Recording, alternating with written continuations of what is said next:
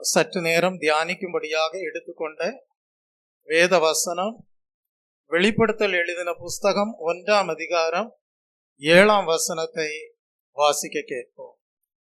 இதோ மேகங்களுடனே வருகிறார், கண்கள் யாவும் அவரை காணும், அவரை குத்தினவர்களும் அவரை காண்பார்கள், பூமியின் கோத்திரத்தார் எல்லாரும் அவரை பார்த்து புலம்புவார்கள். அப்படியே ஆகும். ஆமேன். ஜெபிப்போம். அன்பும் மகா கிருபையும் இரக்கமும் நிறைந்த பரலோக பிதாவே, உம்மை நன்றியுள்ள இருதயத்தோடு ஸ்தோத்தரிக்கிறேன். ஆசீர்வதிக்கப்பட்ட ஓய்வு நாளின் காலை வேளையிலே தியானிக்கும்படியாக நீர் கொடுத்த வசனத்திற்காக உமக்கு நாங்கள் நன்றி செலுத்துகிறோம். இந்த வசனத்தின் மூலமாக நீர் வெளிப்படுத்துகிற சத்தியங்கள் உம்மை பின்பற்றுகிற தேவ ஜனங்களுக்கு ஆசீர்வாதமாக காணப்பட தேவன் தாமே அனுகிரகம் செய்தருளும். இயேசு கிறிஸ்துவின் இன்ப நாமத்தில் ஜெபிக்கிறேன், பரிசுத்தமுள்ள நல்ல பிதாவே, ஆமென். இதோ மேகங்களுடனே வருகிறார், கண்கள் யாவும் அவரை காணும், அவரை குத்தினவர்களும் அவரை காண்பார்கள், பூமியின் கோத்திரத்தார் எல்லாரும் அவரை பார்த்து புலம்புவார்கள். அப்படியே ஆகும். ஆமேன் என்று சொல்லப்பட்டிருப்பதை நாம் படிக்கிறோம்.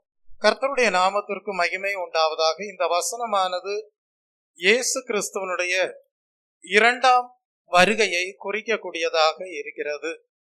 Praise the Lord. தேவனை ஒருவனும் ஒரு காலம் கண்டதில்லை என்று வேதம் சொல்லுகிறது. ஆனால் இந்த வசனம் சொல்லுகிறது, கண்கள் யாவும் அவரை காணும் என்று குறிப்பிடுகிறது. அப்படியானால் நாம் எப்படி அவரை காண்போம் என்பது ஒரு கேள்வியாக இருக்கிறது. தியோபனி என்று சொல்வார்கள். அதாவது தேவன் என்ன செய்வாராம், அவரை நாம் காணும் விதத்திலே, அவருடைய சத்தத்தை கேட்கும் விதத்திலே தம்மை வெளிப்படுத்துவாராம். அதைதான் தியோபனி என்கிற வார்த்தையின் மூலமாக நாம் அறிந்து கொள்கிறோம். அதாவது மனிதன் தேவனை காணும் விதத்திலேயும் மனிதன் தேவனுடைய சத்தத்தை கேட்கும் விதத்திலேயும் தேவன் என்ன செய்வாராம், தம்மை வெளிப்படுத்தக்கூடியவராக இருப்பாராம். ஆகவே இயேசு கிறிஸ்துவினுடைய 2ஆம் வருகையிலே அவரை காண்பது சாத்தியமானது என்பதை வேத புஸ்தகம் வெளிப்படுத்தக்கூடியதாக இருக்கிறது. நாம் வாசிக்க கேட்ட வசனத்திலே என்ன படிக்கிறோம்? இதோ மேகங்களுடனே வருகிறார் என்று சொல்லி இருப்பதை படிக்கிறோம். இந்த மேகங்கள் என்று சொல்லப்பட்டிருக்கிறது, அதற்கு என்ன அர்த்தம் என்றால் டிவைன் பிரசன்ஸ், தேவனுடைய சமூகம் என்பதுதான் அதனுடைய அர்த்தமாக காணப்படுகிறது. அப்ப இதோ மேகங்களுடனே வருகிறார் என்று சொல்லும் போது இயேசு கிறிஸ்து வரும்போது ஒரு டிவைன் பிரசன்ஸோடு வருவார், தேவனுடைய சமூகத்தோடு வருவார். அதை குறிக்கும் வண்ணமாக தான் இதோ மேகங்களுடனே வருகிறார் என்று சொல்லி இருப்பதை நாம் அறிந்து கொள்கிறோம். இது எந்த வசனத்திலிருந்து டிரைவ் ஆகி வருகிறது என்றால், எந்த வசனத்திலிருந்து கடந்து வருகிறது என்றால், தானியேலுக்கு எழுதின தீர்க்க தரிசன புஸ்தகம் 7ஆம் அதிகாரம் 13ஆம் வசனத்திலிருந்து கடந்து வரக்கூடியதாக இருக்கிறது.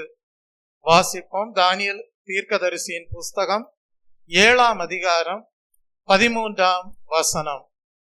ரா தரிசனங்களிலே நான் பார்த்து கொண்டிருக்கையில் இதோ மனுஷகுமாரனுடைய சாயலான ஒருவர் வானத்து மேகங்களுடனே வந்தார்.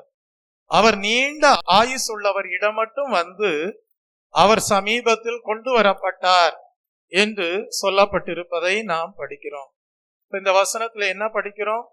மனுஷகுமாரனுடைய சாயலுக்கு ஒப்பான ஒருவர் என்று படிக்கிறோம்.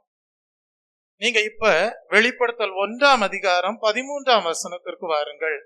அதே போல சொல்லப்பட்டிருப்பதை நாம் அறிந்து கொள்ளலாம். வெளிப்படுத்தல் 1ஆம் அதிகாரம் 13ஆம் வசனம். அந்த 7 குத்து விளக்குகளின் மத்தியிலே நிலையங்கி தரித்து மார்பருகே பொற்கச்சை கட்டியிருந்த மனுஷகுமாரனுக்கு ஒப்பானவரையும் கண்டேன் என்று சொல்லி இருப்பதை நாம் படிக்கிறோம். அப்ப இயேசு கிறிஸ்து மேகங்களுடனே வருவார் என்று சொல்லும் போது, அவர் தேவ சமூகத்தோடு வருவார் என்று சொல்லும் போது, அவர் மனுஷ குமாரனுக்கு ஒப்பான ஒரு சாயலோடு வெளிப்படக்கூடியவராக இருப்பார் என்பதை நாம் அறிந்து கொள்கிறோம். ஏனென்றால் பொதுவாக சொல்லும் போது தேவன் ஆவியாய் இருக்கிறார். ஆவியாய் இருக்கிற அவருக்கு ரூபம் ஒன்றும் இல்லை. ஆதியிலே வார்த்தை இருந்தது, அந்த வார்த்தை தேவனிடத்தில் இருந்தது, அந்த வார்த்தை தேவனாய் இருந்தது என்றெல்லாம் நாம் படிக்கிறோம். ஆனால் மனிதர்கள் காண்பதற்கு ஏதுவாகும், மனிதர்கள் அவருடைய சத்தத்தை கேட்பதற்கு ஏதுவாகும் தேவனுடைய குமாரன் மனுஷகுமாரனுடைய சாயலிலே மனிதர்களுக்கு வெளிப்படுத்துவதற்கு ஏதுவாக என்ன செய்கிறார்? அவர் அப்பியராக கூடியவராக இருக்கிறார். ஆகவேதான் எழுதப்பட்டிருக்கிறது, இதோ மேகங்களுடனே கூட வருகிறார் என்று. ஆகவே வெளிப்படுத்தல் எழுதின புஸ்தகம் 14ஆம் அதிகாரம் 14ஆம் வசனத்திலே படிக்கும் போதும் நாம் அந்த வாக்கியத்தை படிக்க முடியும். பின்பு நான் பார்த்தபோது இதோ வெண்மையான மேகத்தையும் அந்த மேகத்தின் மேல் மனுஷகுமாரனுக்கு ஒப்பானவராய் தமது சிரசின் மேல் பொற்கிரீடத்தையும் தமது கையிலே கருக்குள்ள அரிவாளையும் உடைய ஒருவர் உட்கார்ந்திருக்கிறதையும் கண்டேன் என்று சொல்லி இருப்பதை நாம் படிக்கிறோம். இந்த இடத்துல எல்லாம் இயேசு கிறிஸ்து தம்மை மனிதர்களுக்கு வெளிப்படுத்துவதற்கு ஏதுவான மனுஷகுமாரனுக்கு ஒப்பான சாயலுடையவராக தம்மை வெளிப்படுத்தக்கூடியவராக இருக்கிறார் என்பதை நாம் அறிந்து கொள்கிறோம். One like a son of man comes with the clouds of heaven என்று ஆங்கிலத்திலே நாம் படிக்கிறோம்.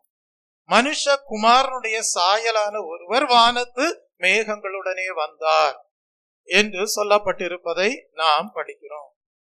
மார்க்கு எழுதின சுவிசேஷ புஸ்தகம் 13ஆம் அதிகாரம் 26ஆம் வசனத்தை படிக்கும் போது, மார்க்கு 13ஆம் அதிகாரம் 26ஆம் வசனத்தை படிக்கும் போது அங்கே நாம் வாசிக்கிறோம், அப்பொழுது மனுஷகுமாரன் எப்படி வருகிறார்? மிகுந்த வல்லமையோடும் மகிமையோடும் மேகங்களின் மேல் வருகிறதை காண்பார்கள்.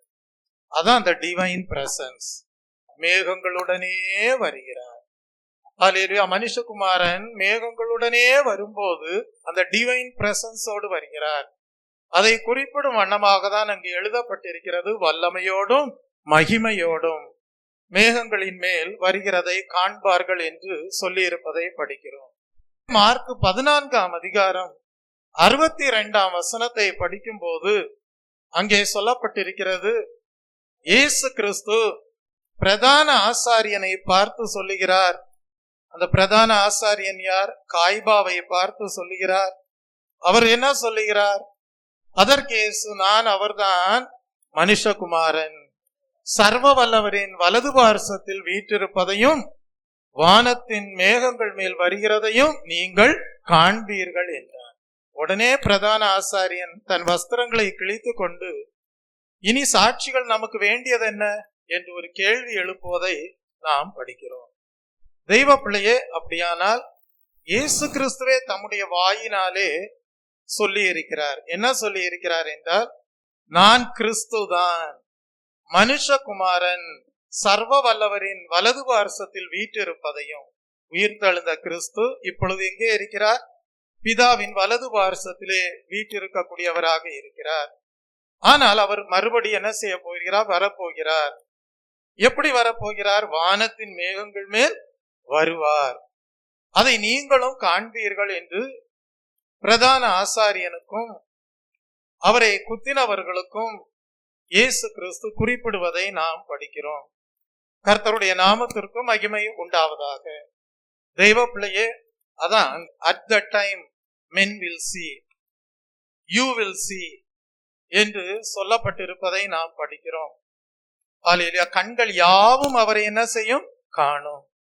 அப்ப இந்த வெளிப்படுத்தல் 1ஆம் அதிகாரம் 7ஆம் வசனம் இருக்கிறதே, நாம் வாசிக்க கேட்ட வசனம், இதோ மேகங்களுடனே வருகிறார், கண்கள் யாவும் அவரை காணும் என்று எழுதப்பட்டிருக்கிறதே. அந்த வசனம் பழைய ஏற்பாட்டின் காலத்திலே சொல்லப்பட்ட ஒரு தீர்க்க தரிசன வசனத்தை பிரதிபலிக்க கூடியதாக இருக்கிறது.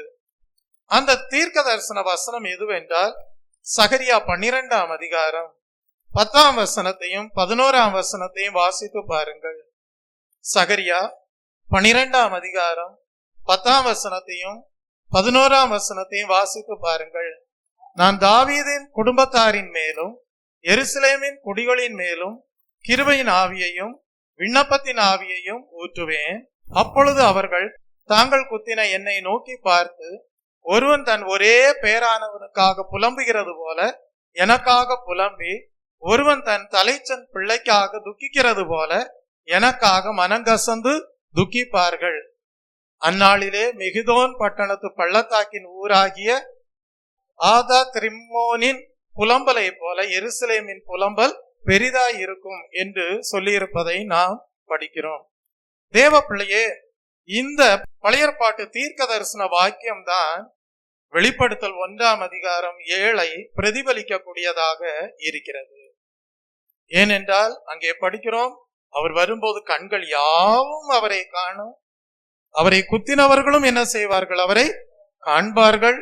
அது மாத்திரமல்ல, பூமியின் கோத்திரத்தார் எல்லாரும் என்ன செய்வார்களாம்? அவரை பார்த்து புலம்புவார்கள் என்று சொல்லி இருப்பதை படிக்கிறோம். இந்த புலம்புவார்கள் என்கிற ஒரு வார்த்தை காணப்படுகிறது. அவர் வரும்போது எல்லாரும் பார்த்து சந்தோஷப்படுவார்கள் என்று சொல்லப்படவில்லை.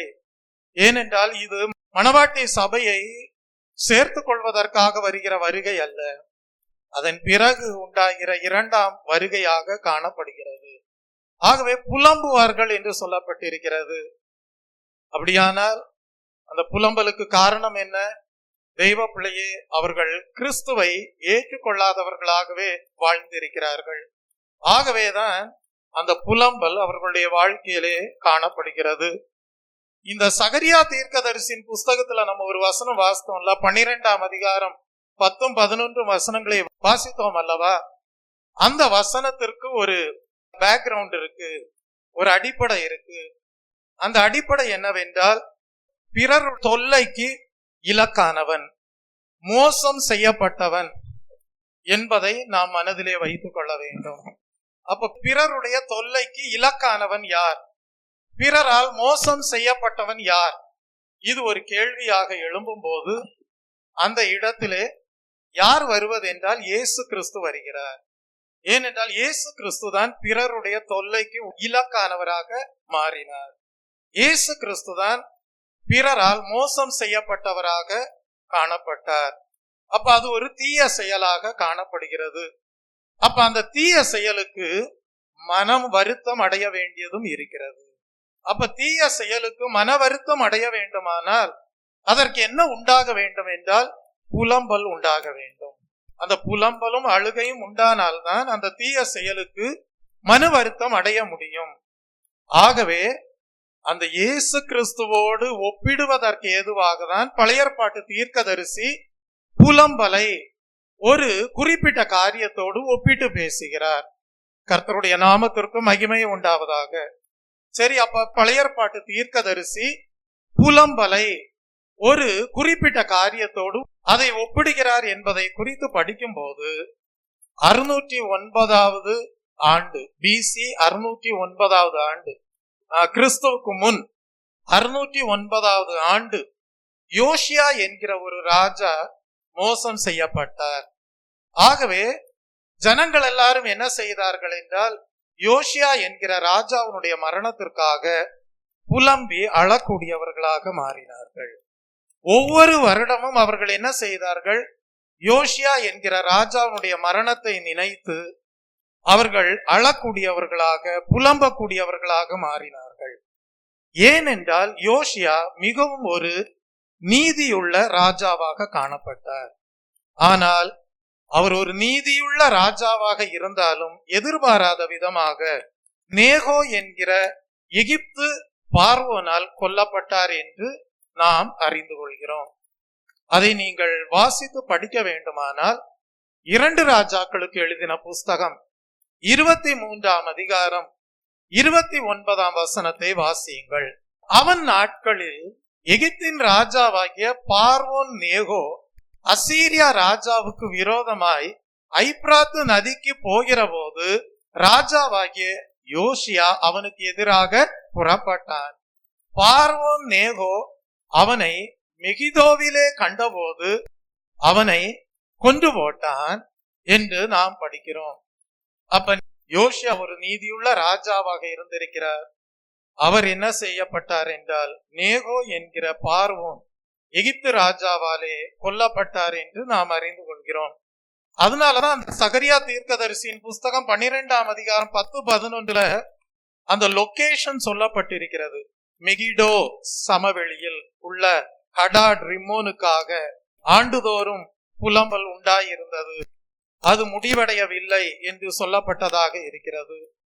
தெய்வ பிள்ளையே, அதே போல 2 நாளாகமும் எழுதின புஸ்தகம் 35ஆம் அதிகாரம் 22 முதல் 25 வசனங்களை படிக்கும் போது, ஆனாலும் யோசியா தன் முகத்தை அவனை விட்டு திருப்பாமலும் நேகோ சொன்ன தேவனுடைய வாயின் வார்த்தைகளுக்கு செவிகொடாமலும் அவனோடே யுத்தம் பண்ண வேஷம் மாறி மெகிதோவின் பள்ளத்தாக்கிலே யுத்தம் பண்ணுகிறதற்கு வந்தான். வில் வீரர் யோசியா ராஜாவின் மேல் அம்பெய்தார்கள். அப்பொழுது ராஜா தன் ஊழியக்காரரை நோக்கி, என்னை அப்புறம் கொண்டு போங்கள், எனக்கு கொடிய காயம் பட்டது என்றான்.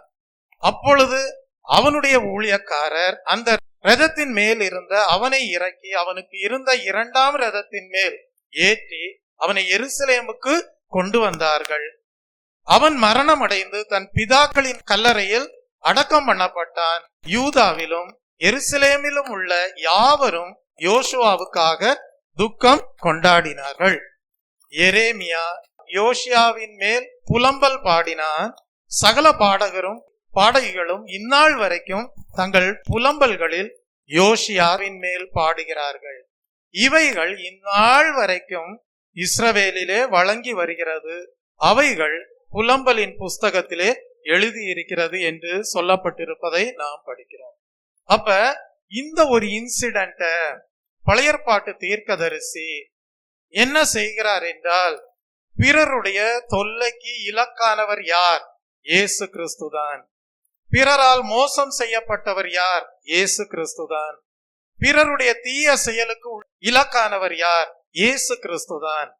ஆகவே அதற்கு கண்டிப்பாக மன வருத்தம் அடைந்தே ஆக வேண்டும். ஆகவே ஒரு புலம்பல் நிச்சயமாகவே உண்டாயிருக்கும், ஒரு கதறுதல் நிச்சயமாகவே உண்டாயிருக்கும். ஏனென்றால் இனி அப்படிப்பட்ட ஒரு தீய செயல் நடக்கக்கூடாது. இனி அப்படிப்பட்ட ஒரு மோசம் செய்யப்படுகிற செயல் ஒரு நீதிமானுக்கு இலக்காக மாறக்கூடாது என்பதை உணர்த்தும்படியாக இயேசு கிறிஸ்து 2ஆம் வருகையிலே கடந்து வரும்போது புலம்புவார்கள் என்று சொல்லி இருப்பதை நாம் படிக்கிறோம். கர்த்தருடைய நாமத்திற்கு மகிமை உண்டாவதாக. ஆகவேதான் நாம் அங்கே படிக்கிறோம், காணக்கூடாத தேவன் மனிதர்கள் தம்மை காண்பதற்கு ஏதுவாக மனுஷகுமாரனுடைய சாயலுக்கு ஒப்பாக அவர் என்ன செய்வாராம்? மறுபடியுமாக இந்த பூமியிலே தோன்றுவார் என்று எழுதப்பட்டிருப்பதை நாம் படிக்கிறோம். கர்த்தருடைய நாமத்திற்கு மகிமை உண்டாவதாக. இங்கே நாம் படிக்கிறோம், கண்கள் யாவும் அவரை காணும். அடுத்தது என்ன படிக்கிறோம்? அவரை குத்தினவர்களும் அவரை காண்பார்கள். யோவானுக்கு எழுதின சுவிசேஷ புஸ்தகம் 19ஆம் அதிகாரம் 37ஆம் வசனத்தை வாசிக்கும் போது, அல்லாமலும் தாங்கள் குத்தினவரை நோக்கி பார்ப்பார்கள் என்று வேறொரு வேத வாக்கியம் சொல்லுகிறது. அப்ப இது யாரை பற்றி சொல்லப்பட்டிருக்குன்னா, இங்க இயேசு கிறிஸ்துவை பற்றி சொல்லப்பட்டிருக்கு. ஏன்னா மேல உள்ள வசனங்கள் எல்லாம் நீங்கள் படித்து பார்ப்பீர்கள் என்றால் அங்க என்ன எழுதப்பட்டிருக்கிறது? இயேசு கிறிஸ்துடைய மரணத்தை பற்றி எழுதப்பட்டிருக்கிறது. அதை பற்றி எழுதப்பட்ட வாக்கியங்களுக்கு பிறகுதான் இந்த 37ஆம் வசனம் வருகிறது. அல்லாமலும் தாங்கள் குத்தினவரை நோக்கி பார்ப்பார்கள் என்று வேறொரு வேத வாக்கியம் சொல்லுகிறது என்று குறிப்பிடப்பட்டிருப்பதை நாம் படிக்கிறோம். கர்த்தருடைய நாமத்திற்கு மகிமை உண்டாவதாக.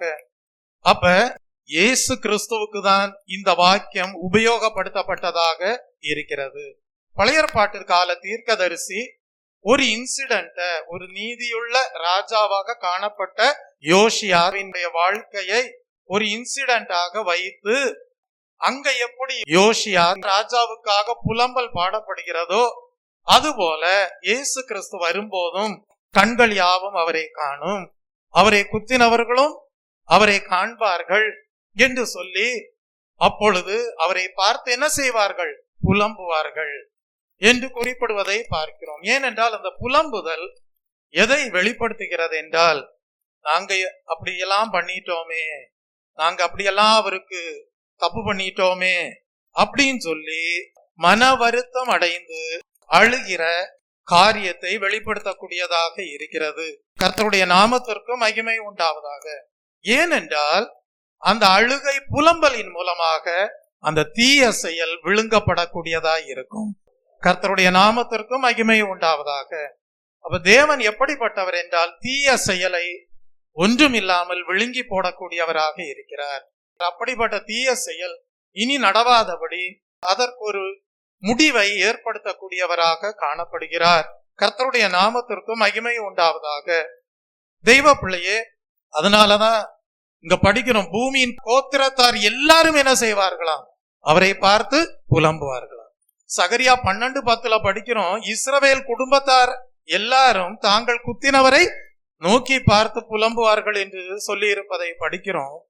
ஆனா நீங்க மத்தேயு 24 அதிகாரம் 30-31 வசனங்களை படிக்கும் போது பூமியில் உள்ள சகல கோத்திரத்தாரும் என்று சொல்லி இருப்பதை நாம் படிக்கிறோம்.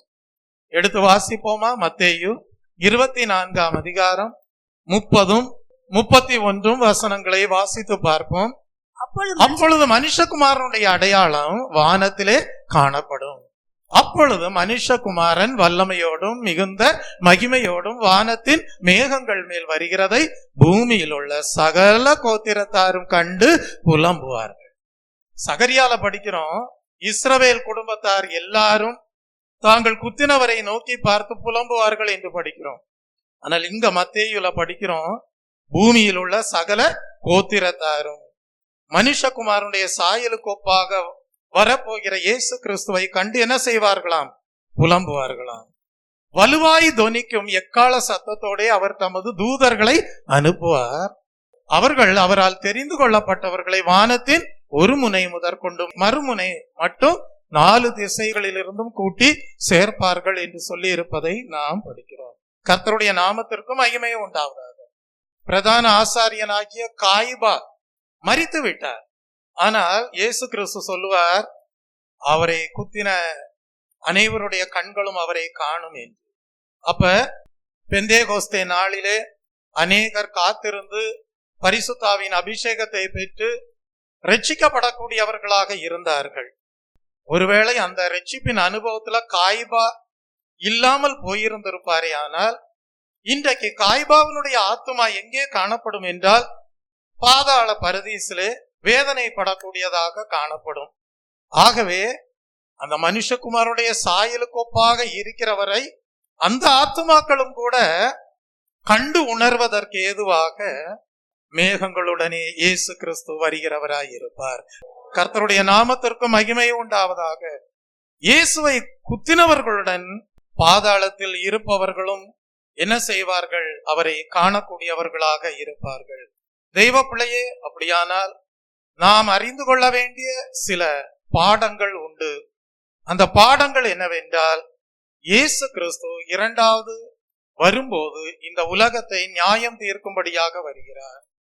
அந்த நியாய தீர்ப்பு எப்படிப்பட்ட அடிப்படையிலே காணப்படும் என்றால், ஒரு மனிதன் இயேசு கிறிஸ்துவை ஏற்றுக்கொண்டானா, ஒரு மனிதன் இயேசு கிறிஸ்துவை ஏற்றுக்கொள்ளாமல் போனானா என்பதன் அடிப்படையிலேயே அந்த நியாய தீர்ப்பு உண்டாயிருக்கக்கூடியதாக இருக்கும்.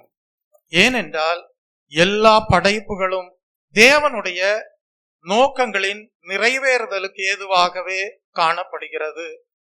கர்த்தருடைய நாமத்திற்கு மகிமை உண்டாவதாக. உங்களையும் என்னையும் தேவன் படைத்திருக்கிறார் என்றால் நம்முடைய வாழ்க்கையிலே தேவனுடைய நோக்கம் நிறைவேற வேண்டியதாக இருக்கிறது.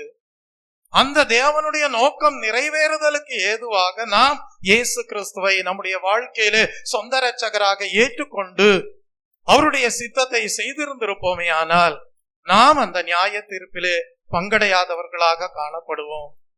ஆனால் ஒருவேளை நாம் தேவனுடைய நோக்கத்தையே அறிந்திராமல், அந்த தேவனுடைய நோக்கத்திற்கே நம்முடைய வாழ்க்கையை ஒப்பு கொடுக்காமல் இயேசு கிறிஸ்துவை நம்முடைய வாழ்க்கையில ஏற்றுக்கொள்ளாமல் போயிருந்திருப்போமே, ஆனால் நாம் கிறிஸ்துவனுடையவர்கள் என்று அடையாளப்படுத்தி கொள்ள முடியாது. கர்த்தருடைய நாமத்திற்கு மகிமை உண்டாவதாக. தேவனுடைய நல்ல நோக்கம் நம்முடைய வாழ்க்கையிலே நிறைவேறாமல் போய்விடும் என்றால் என்ன நடக்கும்? அவருடைய வருகை நாளிலே அவருடைய நியாய தீர்ப்புக்கு உள்ளாக வேண்டியதாய் இருக்கும்.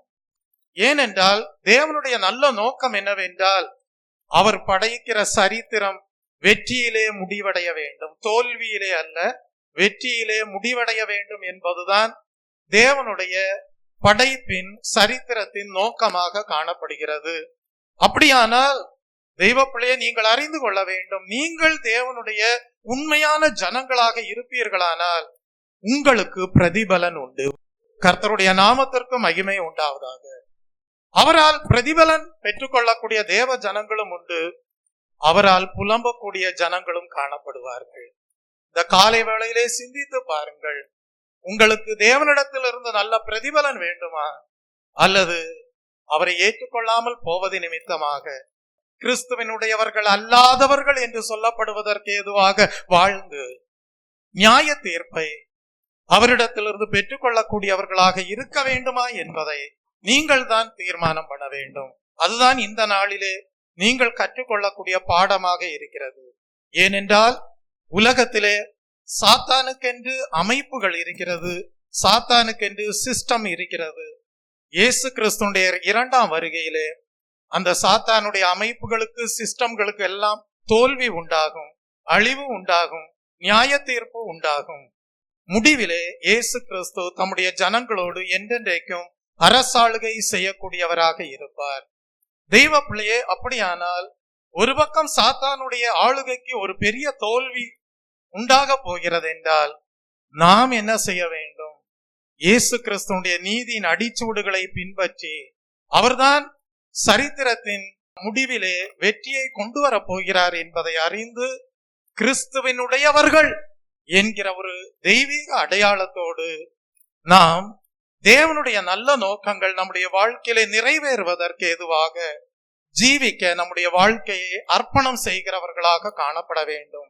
அப்பொழுதுதான் அந்த முடிவான வெற்றியிலே, அவரோடு ஆளுகையிலே நாமும் வீற்றிருந்து நாம் என்ன செய்ய முடியும் என்றால் ஜெயங்கொண்டவர்களாக, ஆளுகை செய்கிறவர்களாக காணப்பட முடியும். கர்த்தருடைய நாமத்திற்கு மகிமை உண்டாவதாக. ஆகவேதான் நாம் சொல்லுகிறோம், சிலுவை அண்டையில் நம்பி வந்து நிற்கையில் பாவபாரம் நீங்கி வாழ்வடைந்து எந்த நேர எனதுள்ளத்திலும் பேரானந்தம் பொங்கி பாடுவேன். எந்த நேரம் எனதுள்ளத்திலும் பேரானந்தம் பொங்கி பாடுவேன். ஆகவேதான் நாம் இன்றைக்கு சுவிசேஷத்தை எடுத்து அறிவிக்கிறோம். இயேசு கிறிஸ்துவே மெய்யான இரட்சகர் என்று, அவராலே அன்றி இரட்சிப்பு இல்லை என்று, அவராலே அன்றி பரலோக ஜீவன் இல்லை என்று, அந்த இயேசு கிறிஸ்துவின் மூலமாக இரட்சிப்பை பெற்றுக் கொள்ளும்படியாக, பாவங்களை மன்னிக்க கிருபாதார பலியாக சிலுவையிலே இயேசு கிறிஸ்து இரத்தம் சிந்திருக்கிறார்.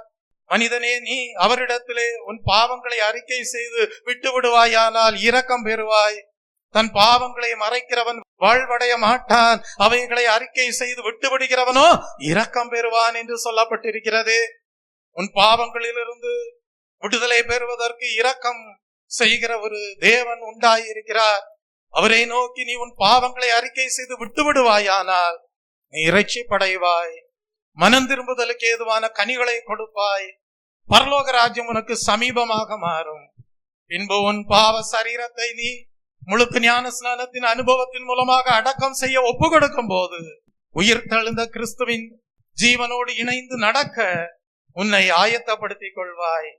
நீ முழுக்க ஞான ஸ்நானத்தை பெற்றுக்கொண்டு பாவ சரீரத்தை அடக்கம் பண்ணி கொண்டு தேவனோடு ஒரு நல் மனசாட்சியின் உடன்படிக்கையை ஏற்படுத்தி கொண்டு, கர்த்தாவே உம்முடைய பரிசுத்தாவியினால் என்னை நிரப்பும் என்று சொல்லி வேண்டிக் கொள்ளும் போது, தகப்பன் தன்னிடத்திலே மீனை கேட்டால் பாம்பை கொடுப்பானோ, அப்பத்தை கேட்டால் கல்லை கொடுப்பானோ, முட்டையை கேட்டால் தேளை கொடுப்பானோ? ஒரு பொல்லாத தகப்பன் கூட அப்படி செய்ய மாட்டான்.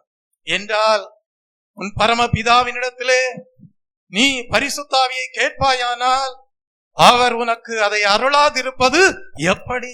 என்று வேதம் கேள்வி எழுப்புகிறது. அந்த நல்ல பரலோக ஆவியாகிய பரிசுத்த ஆவியை நீங்கள் பெற்றுக்கொள்ளும் போது சத்திய ஆவியாகிய தேற்றரவாளன் உங்களை சகல சத்தியத்திற்குள்ளும் வழிநடத்தக்கூடியவராக இருப்பார். பரிசுத்தமாய் இருக்கிற நீங்கள் இன்னும் பரிசுத்தமடைகிறவர்களாய் இருப்பீர்கள். உங்கள் வாழ்க்கை மறுரூபமடையக்கூடியதாக இருக்கும்.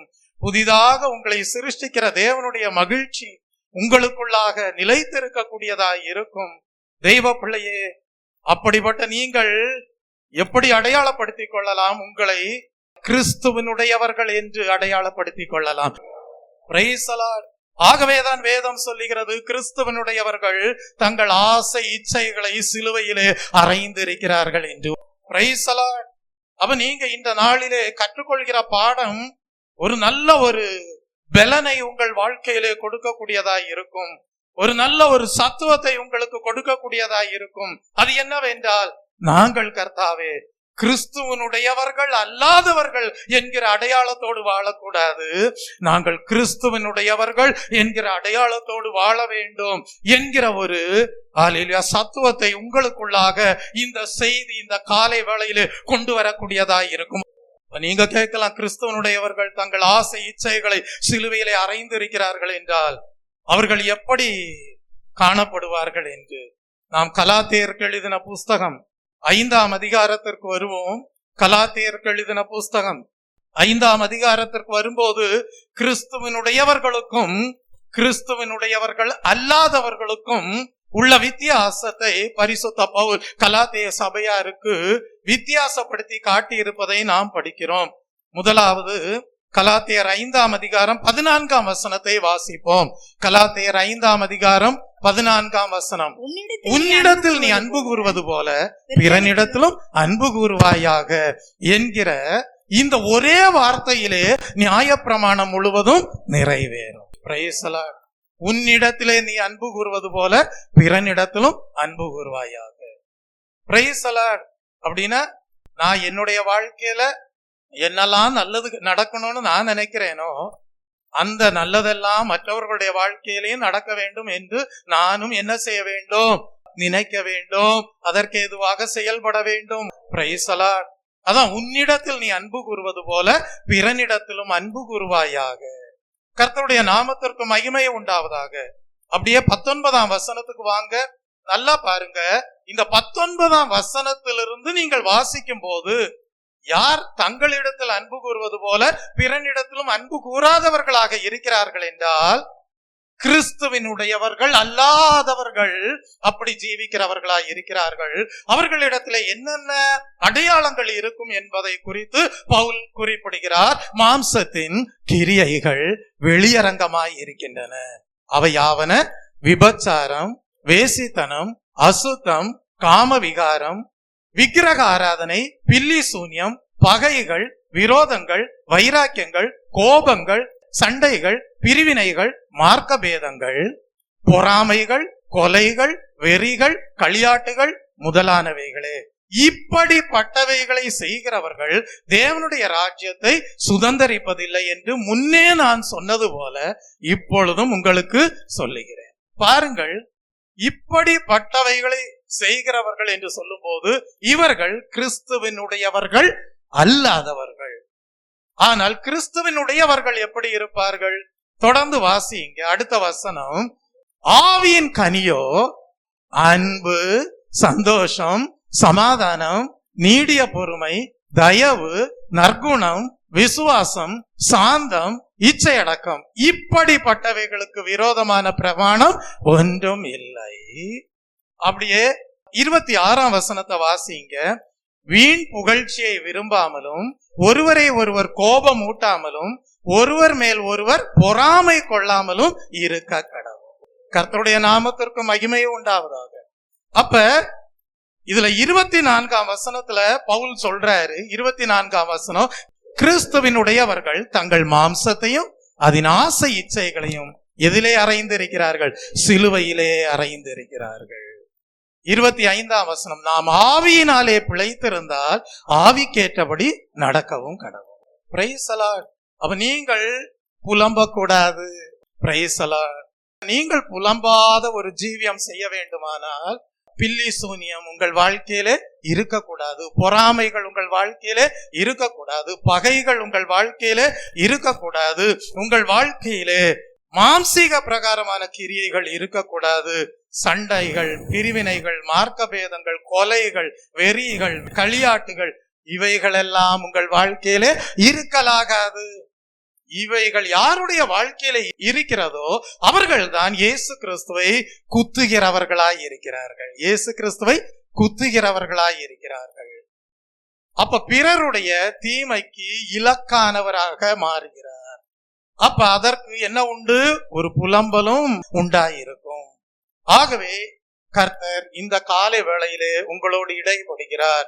நீங்கள் கிறிஸ்துவனுடையவர்களாக இருப்பீர்களாக, ஆவியின் கனிகளை கொடுத்து ஜீவிக்கிறவர்களாக காணப்படுவீர்களாக, தேவனுடைய ராஜ்யத்திற்குரியவர்களாக ஜீவிப்பீர்களாக என்றால் நீங்கள் ஒரு நாளும் புலம்புவதில்லை. Praise the Lord. கண்கள் யாவும் அவரை காணும் என்று சொல்லப்பட்டிருக்கிறது. அவரை குத்தினவர்களும் அவரை காண்பார்கள் என்று சொல்லப்பட்டிருக்கிறது. பூமியின் கோத்திரத்தார் எல்லாரும் அவரை பார்த்து புலம்புவார்கள் என்று சொல்லப்பட்டிருக்கிறது. அந்த புலம்பல் உள்ள கேட்டகரி உள்ள ஜனங்களிலே நீங்கள் காணப்படுவது இல்லை. கர்த்தருடைய நாமத்திற்கு மகிமை உண்டாவதாக.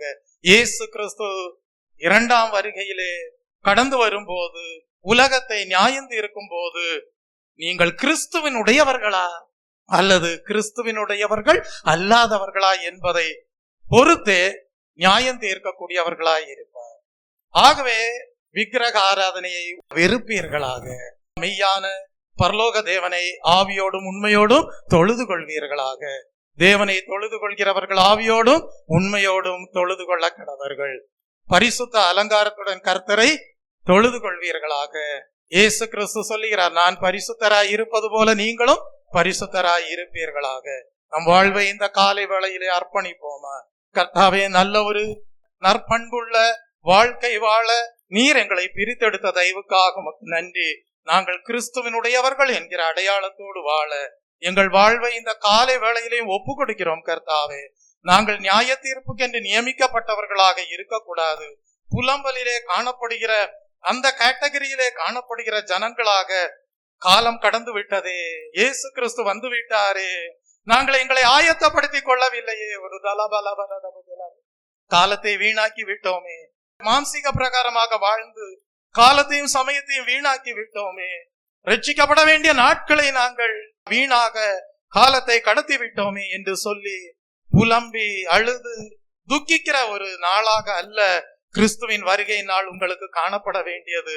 கிறிஸ்துவனுடையவர்கள் ஒரு தலபலவரதபதிலவே, கிறிஸ்துவை மறுபடியும் சிலுவையிலே அறையாதவர்கள் ஒரு தலபலவரதபதிலவே என்கிற அனுபவத்தோடு ஜீவித்து ஆவியின் கனிகளை கொடுக்கிறவர்களாக, தேவனே எங்களை சுத்தம் பண்ணினார், தேவனே எங்களை கனி கொடுக்க வைக்கிறார், நாங்கள் கிறிஸ்துவிலே நிலைத்திருக்கக்கூடிய மெய்யான கிறிஸ்துவின் சீடர்களாய் இருக்கிறோம். ஒரு தலபலவரதபதிலவே துன்ப நேரமானாலும் கிறிஸ்துவின் அன்பிலிருந்து ஒன்றும் எங்களை பிரிக்க மாட்டாது என்று நிச்சயித்திருக்கிறோம் என்கிற ஒரு சமர்ப்பணம் இந்த காலை வேளையிலே நல்ல தீர்மானமாக ஜீவியத்திலே உண்டாவதாக. ஒரு தலபலவரதபு அப்படியே எழும்பி நிற்போமா, ஜீவியத்தை ஒப்பு கொடுப்போமா. கர்த்தாவே, உம்முடைய வருகை நாள் எங்களுக்கு ஆசீர்வாதமாக காணப்படட்டும், உம்மிடத்திலிருந்து பிரதிபலன்களை பெற்றுக்கொள்ளக்கூடிய நாளாக இருக்கட்டும் என்று சொல்லி ஜீவியத்தை இந்த காலை வேளையிலே கர்த்தருடைய கரத்திலே ஒப்பு வைப்பீர்களாக.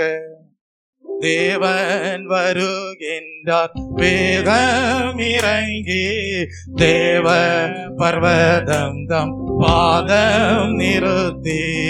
தேவன் வருகின்றார், வேகம் இறங்கி தேவ பர்வதம் தம் பாதம் நிறுத்தி.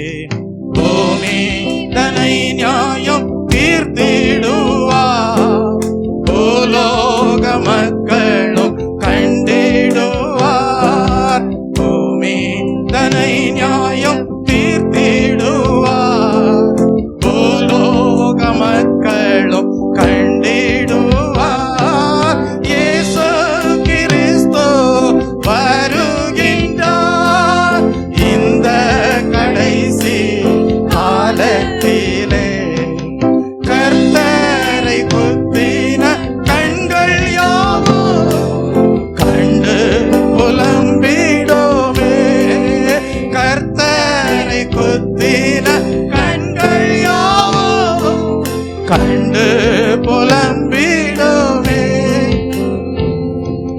தம்மை விரோதித்த அவ பக்தரை செம்மை வழிகளில் செல்லாதவரை தம்மை விரோதித்த அவ பக்தரை செம்மை வழிகளில் செல்லாதவரை ஆண்டவராயிரம் பக்தரோடே அந்நாளிலே நியாயம் தீர்த்திடுவார். ஆண்டவராயிரம் பக்தரோடே அந்நாளிலே நியாயம் தீர்த்திடுவார். இயேசு கிறிஸ்து வருகின்றார் இந்த கடைசி காலத்திலே. கர்த்தரை குத்தின கண்கள் யாவும் கண்டு புலம்பிடுமே. கர்த்தரை குத்தின கண்கள் யாவும் கண்டு புலம்பிடுமே. கர்த்தரை குத்தின கண்கள் யாவும் கண்டு புலம்பிடுமே. கையால் பெயர்க்காத கல் ஒன்று பாயும் கண்மலையாகி இப்பூமி நிரப்போ. கையால் பெயர்க்காத கல் ஒன்று பாயும் கண்மலையாகி இப்பூமி நிரப்பும். கிரீடங்கள் பாகைகள் கவிழ்ந்திடும். கிறிஸ்தேசு உரிமை பெற்றிடுவார். கிரீடங்கள் பாகைகள் கவிழ்ந்திடும். கிறிஸ்தேசு உரிமை பெற்றிடுவார். இயேசு கிறிஸ்து வருகின்றார் இந்த கடைசி காலத்திலே. கர்த்தரை குத்தின கண்கள் யாவோ கண்டு புலம்பிடுமே. கர்த்தரை குத்தின கண்கள் யாவோ கண்டு புலம்பிடுமே. ஜீவியத்தை ஒப்பு கொடுப்போம். தேவன் தாமே அவருடைய வருகையிலே அவருடைய தெய்வீக நல்ல பிரதிபலன்களை பெற்றுக்கொள்ள தேவன் கிருபை செய்வாராக. ஆமேன். நாம் ஜெபிப்போம். பரிசுத்தம் இறக்க நிறைந்த ஆண்டவரே, அருமையான இந்த மனமகிழ்ச்சி நாளுக்காய் நன்றி செலுத்துகிறோம். இதோ மேகங்களுடனே கூட வருகிறார். அவரை குத்தினவர்கள் யாவரும் அவரை காண்பார்கள். சகல கோத்திரத்தாரும் அவரை கண்டு புலம்புவார்கள் என்று ஆண்டவரே இந்த நாளிலே வெளிப்படுத்தல் ஆண்டவரை 1வது அதிகாரம் 7வது வசனத்தில் கர்த்தர் சத்தியத்தை எங்களுக்கு கற்றுக் கொடுத்த கிருபைக்காய் ஸ்தோத்திரம். மிகுந்த வல்லமையோடும் மகிமையோடும் கர்த்தர் நீர் வருகிறார். சகரியாவிலே சொல்லப்பட்ட தீர்க்க தரிசன வசனம் ஆண்டவரே பிரதிபலிக்கிறதா இருக்கிறது. ஆண்டவரே, அப்போ அந்த பூமியில மனிதர்கள் தீமையான செயலுக்கு மன வருத்தம் அடைய செய்வது புலம்பல் ஒன்று மாத்திரமே ஆண்டவரே. அப்படியாக ஆண்டவரே நீர் 2ஆம் வருகையிலே ஆண்டவரே பிரசன்னமாகும் பொழுது ஆண்டவரே உம்மனை அல்லாதவர்கள், கிறிஸ்துவின் அல்லாதவர்கள், கிறிஸ்துவை உடையவர்கள் அல்லாதவர்கள் கண்டு புலம்புவார்கள் என்ற சத்தியத்தை இந்த நாளிலே கற்றுக் கொடுத்த கிருபைக்காய் ஸ்தோத்திரம். கர்த்தராகிய இயேசு கிறிஸ்து பிறரால் மோசம் செய்யப்பட்டார். அவர் தீய இலக்குக்கு உள்ளானார். அப்படிப்பட்டவர்கள் மனம் திரும்ப வேண்டும் என்பதை உணர்த்தும்படியாகவே நீர் வரும் பொழுது சகல கோத்திரத்தாரும் கண்டு புலம்புவார்கள் என்று சொல்லப்பட்டிருக்கிறது. அப்படியாக 2ஆம் வருகையிலே கர்த்தர் நீர் உலகத்தை நியாயம் தீர்க்க வருகிறீர். மனிதன் உம்மை ஏற்றுக்கொண்டானா இல்லையா என்பதன் அடிப்படையிலேயே நீர் நியாய தீர்ப்பை கர்த்தர் கட்டளையிடுகிறீர். உம்முடைய நியாய தீர்ப்பிலே எல்லா நோக்கங்களும் நிறைவேறுதலாய் இருக்கிறது. அதற்காக உமக்கு நன்றி செலுத்துகிறோம் ஆண்டவரே. அப்பா, உம்மை சொந்த இரட்சகராக ஏற்றுக்கொண்டு உம்முடைய சித்தத்தை செய்கிறவர்களுக்கு நியாய தீர்ப்பில் பங்கு இல்லை ஆண்டவரே. அப்பா தகப்பனே, படைப்பின் சரித்திரத்தின் நோக்கமே ஆண்டவரே வெற்றி அடைவதே என்பதற்காக உமக்கு நன்றி செலுத்துகிறோம் ஆண்டவரே. சொந்த இரட்சகராக ஏற்றுக்கொண்டு பிரதிபலனை பெற்றுக்கொள்வார்கள். அப்படியாக சொந்த இரட்சகராக உம்மை ஏற்றுக்கொள்ளாதவர்கள் நியாயம் தீர்க்கப்படுவார்கள் என்று இந்த நாளிலே கற்றுக் கொடுத்த கிருபைக்காய் ஸ்தோத்திரம். அப்படியாக ஆண்டவரே, இந்த பூமியில இந்த உலகத்திலே சாத்தானுடைய அமைப்புகள் ஏராளமாய் இருக்கிறது. இரண்டாம் வருகையிலே கர்த்தர் அந்த அமைப்பை நீர் உடைத்து போடுகிற தேவனாய் இருக்கிறீர். அதற்காக உமக்கு நன்றி செலுத்துகிறோம் ஐயா.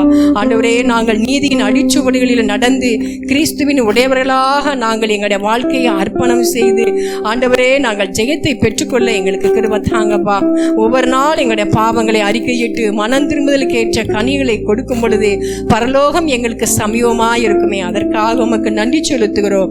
அப்படியாக ஆண்டவரே, கிறிஸ்துவின் உடையவர்களாக நாங்கள் மாறும் பொழுது நாங்கள் பலத்தையும் சத்துவத்தையும் உடையவர்களாய் இருக்கிறோம் என்று இன்றைய நாளிலே கற்றுக் கொடுத்த கிருபைக்காய் ஸ்தோத்திரம் ஆண்டவரே. அப்படிப்பட்ட நாங்கள் ஆவிக்குரிய கிரியைகளை ஆண்டவரே பெற்றிருப்போம். நாங்கள் ஒரு நாளும் ஆண்டவரே நம்முடைய வருகையில புலம்ப மாட்டோம் ஆண்டவரே. ஆனால் கிறிஸ்துவின் உடையவர்கள் அல்லாதவர்களாய் இருக்கிறவர்கள், அவர்கள் மாம்ச கிரியைகளை உடையவர்களாய் இருக்கிறார்கள். அவர்களே கர்த்தரை குத்தினவர்கள், அவர்களே ஆண்டவரே நம்முடைய வருகையின் பிரசன்னமாகும் பொழுது புலம்புவார்கள் என்று ஆண்டவரே இந்த நாளில் அந்த சத்தியத்தை ஆண்டவரை வெளிப்படுத்தின கிருபைக்காய் ஸ்தோத்திரம். இந்த வசனத்துக்கு அப்படி எங்கள் திருச்சபையை ஒப்பு கொடுக்கிறோம். சிறியோர் பெரியோர் முதியோர் எல்லாரும் ஆண்டவரே இந்த வசனத்துக்கு ஒப்பு கொடுக்கிறோம் ஆண்டவரே. இரண்டாம் வருகையில ஆண்டவரே நாங்கள் புலம்புகிறவர்களாய் அல்லாமல் ஆண்டவரே உம்மை குத்தினவர்களாய் அல்லாமல் ஆண்டவரே புலம்புகிற கூட்டத்தாராய் நாங்கள் இல்லாமல் ஆண்டவரே உம்முடையவர்களாய் பலத்தையும் சத்துவத்தையும் உடையவர்களாய் நாங்கள் காணப்படும்படியாய் கர்த்தர் எங்களுக்கு கிருபை தரும்படியாய் ஜெபிக்கிறோம். அப்படியாய் ஆண்டவரே குற்றங்குறைகள் எங்கள் திருச்சபையில் உள்ள சிறியோர் பெரியோர் முதியோரிடத்தில் குற்றங்குறைகள் இருப்பேன், பாவம் பெருகின இடத்திலே கிருபை பெருகிற்று என்ற வசனத்தின்படி உம்முடைய கிருபை எங்கள் திருச்சபையில பெருக வேண்டுமாய் ஜெபிக்கிறோம். எங்களுக்குள்ள உம்முடைய கிருபை பெருகி ஆண்டவரே நாங்கள் சத்துவத்தையும் பலத்தையும் உடைய ஜாதிகளாய் காணப்படும்படியாய் கர்த்தர் அப்படியே எங்களுக்கு வருகிற நாள் அனுக்கிரகம் பண்ண போற தயவுக்காய் ஸ்தோத்திரம். அருமையான சத்தியத்தை வெளிப்படுத்தின போதகருக்காய் நன்றி செலுத்துகிறோம். கர்த்தர் அவரை ஆசீர்வதித்து இன்னும் அநேகருக்கு பிரயோஜனம் உள்ள பாத்திரமாய் பயன்படுத்த வேண்டுமாய் ஜெபிக்கிறோம். உம்முடைய கரங்களை எங்களை தாழ்த்தி ஒப்பு கொடுக்கிறோம், பொறுப்பெடுத்துக்கொள்ளும். இயேசுவின் நாமத்தில் ஜெபம் கேளும் ஜீவன்ல நல்ல பிதாவே, ஆமென். கர்த்தர் ஜெபத்தை கேட்ட தயவுக்காக தேவனை ஸ்தோத்தரிப்போம். ஸ்தோத்திரம் ஸ்தோத்திரம் ஸ்தோத்திரம். என் ஆத்துமாவே கர்த்தரை ஸ்தோத்தரி, என் முழு உள்ளமே பரிசுத்த நாமத்தை ஸ்தோத்தரி. என் ஆத்துமாவே கர்த்தரை ஸ்தோத்தரி, அவர் செய்த சகல உபகாரங்களையும் மறவாதே. ஆமென். நம்முடைய கர்த்தராகிய இயேசு கிறிஸ்துவுடைய கிருபையும் பிதாவாகிய தேவனுடைய அன்பும் பரிசுத்த ஆவியானவருடைய அந்யோன்ய ஐக்கியமும் சமாதானமும் சந்தோஷமும் இன்றும் என்றும் சதா காலங்களிலும் நம் அனைவரோடும் நம்முடைய குடும்பங்களோடும் சபையாரோடும் இருப்பதாக. ஜீவிக்கிறார் இயேசு ஜீவிக்கிறார், என் உள்ளத்தில் அவர் ஜீவிக்கிறார். துன்பத்தில் நல் துணையவரே, என்றென்றும் ஜீவிக்கிறார். ஜீவிக்கிறார் இயேசு ஜீவிக்கிறார், என் உள்ளத்தில் அவர் ஜீவிக்கிறார். துன்பத்தில் நல் துணையவரே, என்றென்றும் ஜீவிக்கிறார். ஹல்லேலூயா ஹல்லேலூயா ஹல்லேலூயா ஹல்லேலூயா ஹல்லேலூயா ஹல்லேலூயா ஹல்லேலூயா ஹல்லேலூயா ஹல்லேலூயா ஹல்லேலூயா ஹல்லேலூயா ஹல்லேலூயா ஹல்லேலூயா ஹல்லேலூயா ஹல்லேலூயா ஹல்லேலூயா. பாவத்தின் சம்பளமாகிய நித்திய மரணம் பரலோக தேவனுடைய பரலோக ஜீவனாலே நம் ஒவ்வொருடைய வாழ்க்கையிலையும் விழுங்கப்பட்டதாக ஜெயங்கொண்டவர்களாக காணப்படுவதற்கு ஏதுவாக அவருடைய வருகை நாளிலே ஜெயங்கொண்ட மணவாட்டி சபையாக எடுத்துக் கொள்ளப்படக்கூடிய பாக்கியத்தையும் பிரதிபலன்களையும் தேவனிடத்திலே பெற்றுக்கொள்ள தேவன்தாமே கேட்ட சத்தியம் உங்களுக்கு ஆசீர்வாதமாக காணப்பட தேவன்தாமே கிருபை செய்வாராக. ஆமீன்.